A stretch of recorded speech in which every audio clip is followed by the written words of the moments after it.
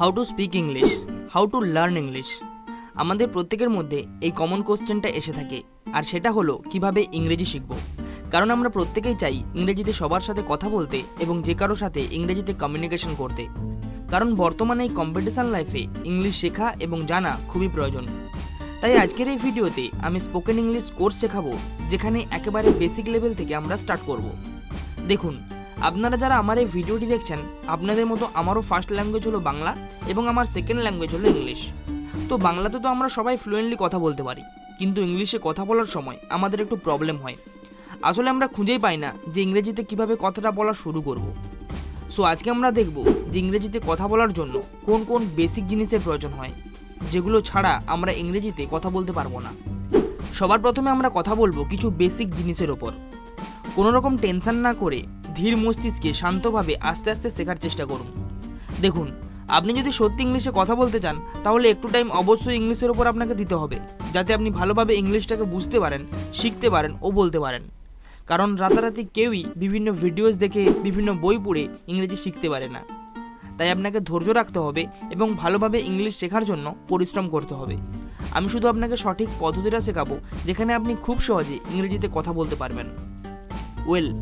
যখন আমরা বেসিকের কথা বলছি, অর্থাৎ যখন আমরা কোনো ল্যাঙ্গুয়েজ শেখা শুরু করি, তখন আমাদের অবশ্যই জানা প্রয়োজন যে ওই ল্যাঙ্গুয়েজের লেটার্স কোনগুলো হয়ে থাকে, অর্থাৎ অক্ষর কোনগুলো।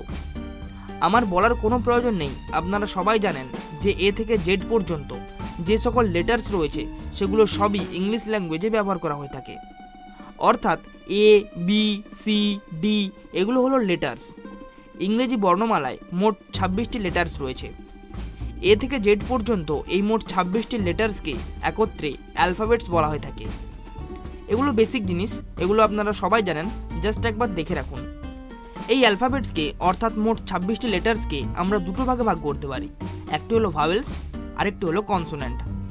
এই ভাওয়েলস সব থেকে বেশি ব্যবহার করা হয় ইংলিশ ল্যাঙ্গুয়েজে। যদি আপনি ইংলিশে কথা বলতে চান, তাহলে এটা আপনার প্রথম ধাপ। আপনার অবশ্যই জানা প্রয়োজন যে ভাওয়েলস কোনগুলো হয়ে থাকে এবং কেন এটা জানা প্রয়োজন। যখনই আমরা আর্টিকেলসের কথা বলবো, যেমন এ, অ্যান, দ্য, তখনই এই ভাওয়েলসের প্রয়োজন পড়বে।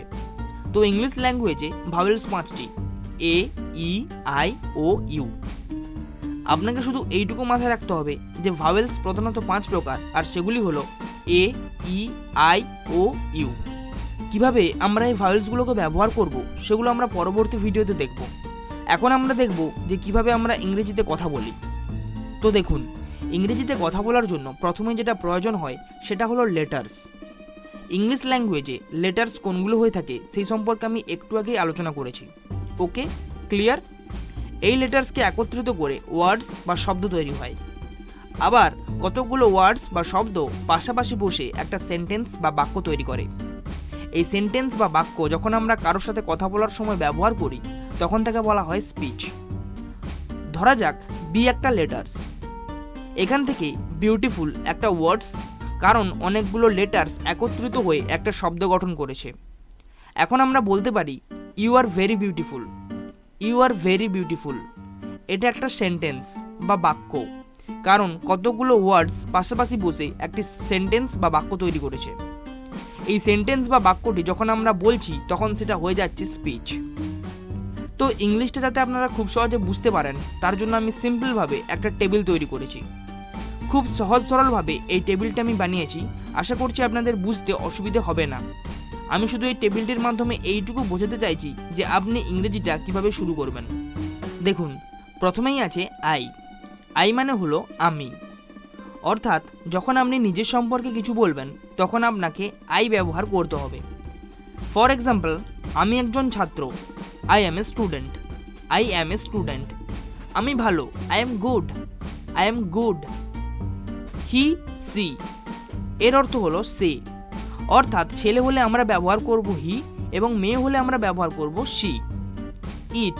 ইট মানে হলো ইহা। কোনো প্রকার বস্তু বোঝালে আমরা ইট ব্যবহার করে থাকি।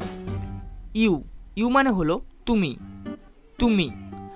যেমন আমরা বলতে পারি তুমি আমার কথা শোনো। You listen to me. You listen to me. তুমি খুব ভালো। You are good. You are good. তো ইংলিশের এই সেন্সটা যখন আপনার এসে যাবে, তখন আপনি ইজিলি ইংলিশে কথা বলতে পারবেন। তো এখন জাস্ট এই টেবিলটি আপনি ভালো করে মাথায় সাজিয়ে নিন বা নোট করে নিন। এরপর আসছে আমরা দে। দে মানে হলো তাহারা। যখন কোনো গ্রুপ বা দলগত সমষ্টি বোঝায় তখন আমরা দে ব্যবহার করি। ফর এক্সাম্পল, তারা খুব ভালো, they are good, they are good.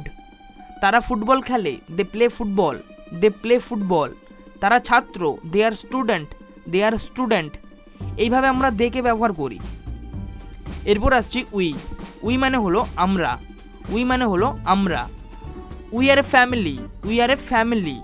অর্থাৎ যতজন আমাদের চ্যানেলে সাবস্ক্রাইবার রয়েছেন তারা সবাই আমাদের এই ফ্যামিলির এক একজন মেম্বার। সেক্ষেত্রে আমরা বলছি we are A family, we are A family. দেখুন, যখনই আমরা কোনো সেন্টেন্স বলি তখন সেটা আমরা তিনটিভাবে বলে থাকি: প্রেজেন্ট, পাস্ট এবং ফিউচার, অর্থাৎ বর্তমান, অতীত এবং ভবিষ্যৎ। যখন কোনো কাজ বর্তমানে চলছে তখন হয় প্রেজেন্ট, যখন কোনো কাজ ঘটে যাওয়ার পর আপনি বলছেন তখন সেটা হয় পাস্ট, আর কোনো কাজ ভবিষ্যতে ঘটবে অর্থাৎ এখনও হয়নি এরকম বোঝালে হয় ফিউচার। প্রেজেন্টে আয়ের পর আমরা ইউজ করব অ্যাম, হ্যাভ। যেমন আমার একটি কলম আছে, I have a pen, I have a pen. আমার একটি ব্যাগ আছে, I have a bag, I have a bag. আমার দুটি কলম আছে, আমার দুটি কলম আছে, I have two pens, I have two pens. বুঝতে পারছেন? হি বা সি এরপরে আমরা ইউজ করব ইজ, হ্যাজ। যেমন সে একজন cricketer, he is a cricketer, he is a cricketer. সে একজন গায়িকা, she is a singer, she is a singer. একজন গায়িকা মানে সে একজন মেয়ে, সেই কারণে আমরা এখানে সি ব্যবহার করেছি। ওই জন্য আমরা বলছি she is a singer, she is a singer. দেখুন, খুবই সিম্পল জিনিস এগুলো, শুধু একবার এগুলো আপনাকে ভালোভাবে একটু প্র্যাকটিস করতে হবে।